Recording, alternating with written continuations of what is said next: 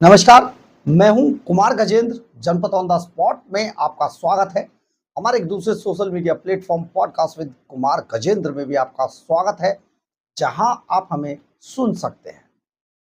अरविंद केजरीवाल को प्रधानमंत्री नरेंद्र मोदी सपने में भी डराते हैं। ये बात हालांकि हम कई बार पहले भी आपको बता चुके हैं, लेकिन आज कुछ ऐसा है जिसके द्वारा आज हमारी बात की पुष्टि की गई है। और जानते हैं पुष्टि किसने की है? खुद दिल्ली की मुख्यमंत्री रेखा गुप्ता ने। दरअसल है क्या, अरविंद केजरीवाल ऐसे नेता जो मतलब न जाने कैसी तिकड़म बिठाकर और अन्ना हजारे जैसे बुजुर्ग के सर पे पैर रख के, छाती पे पैर रख के वो दिल्ली के सिंहासन पर जाकर बैठ गए। लोगों को बड़ा उन्होंने बनाया, मफलर वफलर लपेटा, और भाई साहब उनकी अगर पुरानी फोटो देख लेंगे तो मतलब आप समझिए क्या क्या ही कहा जाए। तो बस रामलीला मैदान से जो जंग शुरू हुई, उसमें सारे एक ही तरह के लोग मिलते चले गए और ये काफिला बनता चला गया। सब एक से एक धुरंधर थे।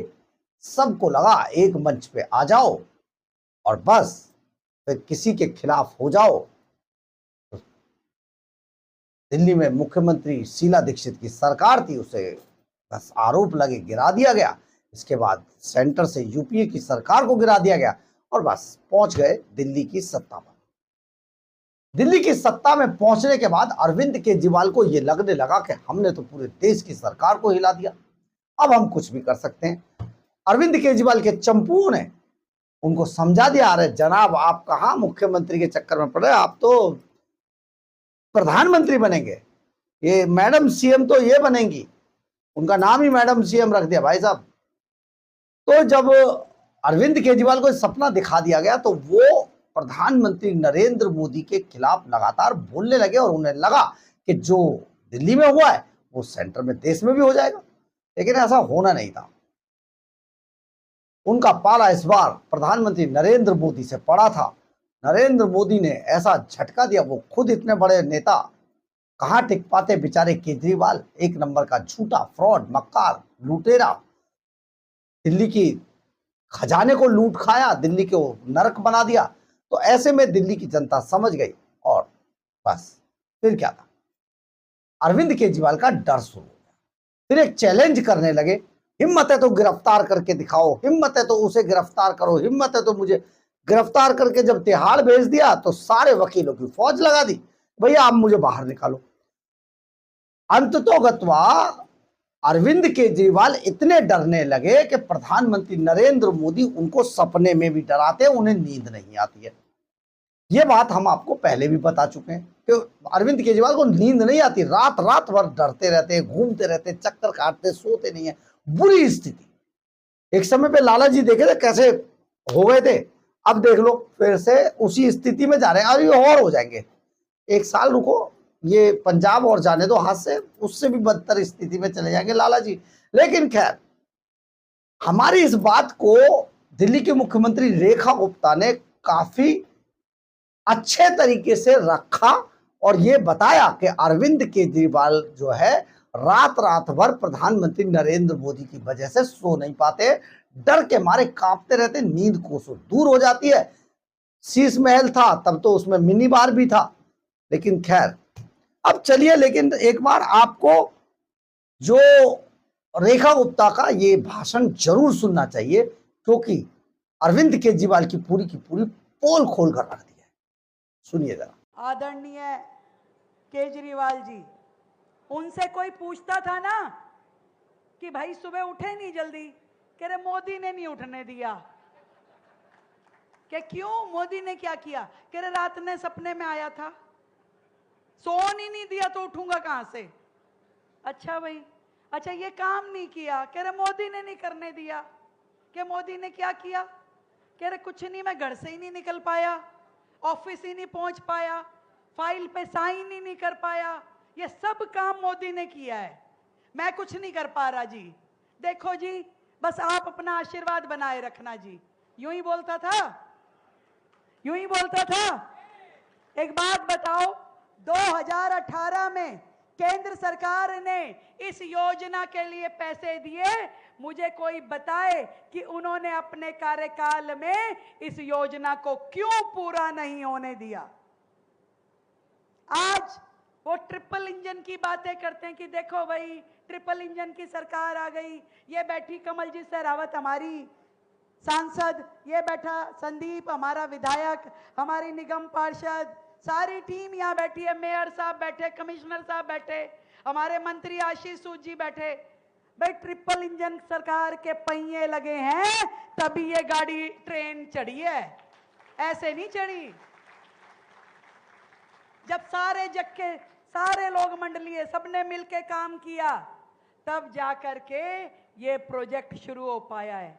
हर हफ्ते मैं कमिश्नर साहब को आइए जरा पूरी टीम को लेके, फिर मेयर साहब, पीछे प्रवेश भाई, फिर वो सत्या शर्मा, फिर ये जय भगवान जी, सारी की सारी टीम सुंदर, इनको बुला लेती मैं रोज, हाँ भी बताओ कितने दिन में पूरा करके दोगे। और इन सब ने मिल करके जब मेहनत करी तो आज ये प्रोजेक्ट जो कि हमारे आसपास के गांव के लगभग 20,000 गोवंश को, गोधन को अपनी सेवाएं देगा।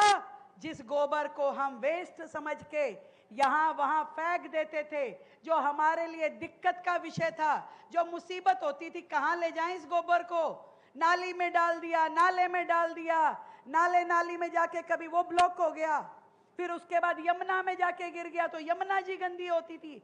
देखो एक चीज से सारी चीजें परेशान थी।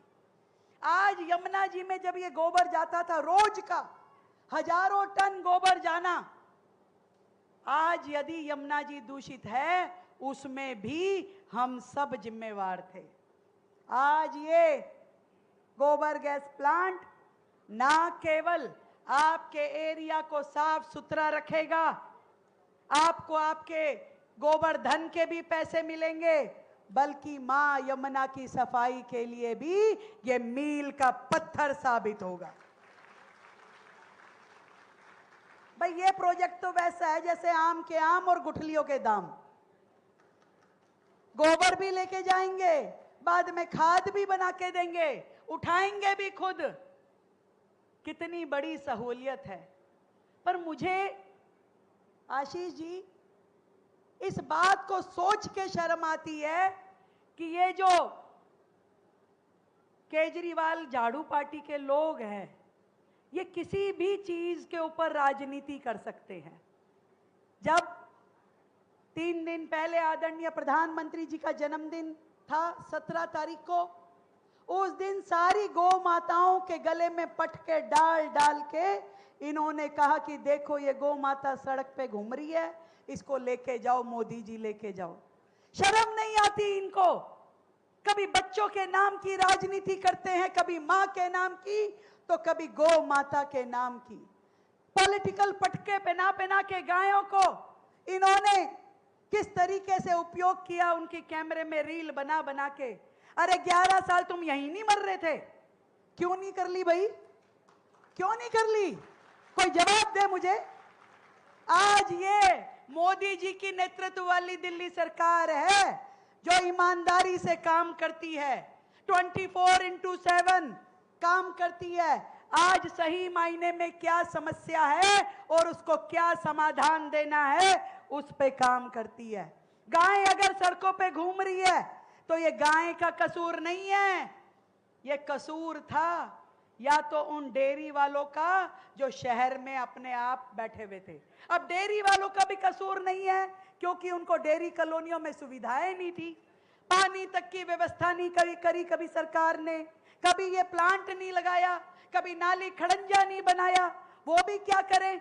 तो सारी की सारी समस्या तो तुम्हारी दी हुई थी, जिसके कारण से ये गोवंश, ये गौ माता सड़कों पे घूमने के लिए मजबूर थी।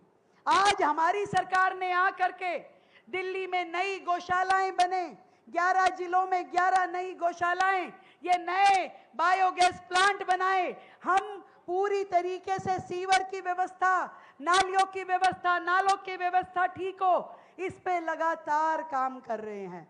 दिल्ली की हर कॉलोनी में पानी पहुंचाने पे हम काम कर रहे हैं। पर भाई इतने सालों का बैकलॉग है, यानी कि 27 साल से जो सरकारों ने नहीं किया, 15 साल की कांग्रेस भी आके चली गई, 11 साल के झाड़ू वाले भी आके चले गए, तो भाई थोड़ा टाइम तो लगेगा करने में। तो इसलिए आपका आशीर्वाद चाहिए बस। ये मोदी जी का ड्रीम प्रोजेक्ट है। मोदी जी जैसा नेता कहां मिलेगा जो हर राज्य की, हर विषय की समस्याओं के लिए मन से काम करते हैं। आज हमारे देश को करोड़ों अरबों रुपए बाहर से तेल निर्यात करने में खर्च करने पड़ते हैं।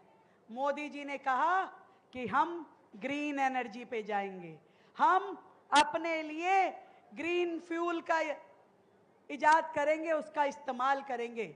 ये नरेंद्र मोदी जी हैं जो इन सारी योजनाओं के लिए देश भर के हर राज्य को पोषित करते हैं, फंड देते हैं, योजना देते हैं और साथ में संबल भी देते हैं।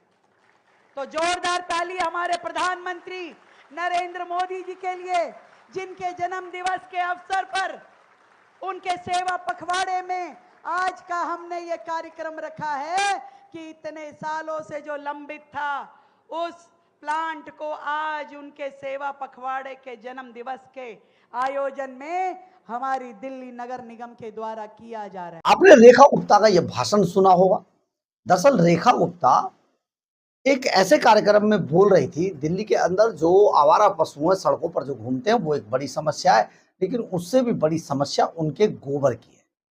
अब ये गोबर नाली नालों के होता हुआ सीधे यमुना में भी वेस्ट पड़ता था और ये एक बड़ी समस्या बना हुआ था।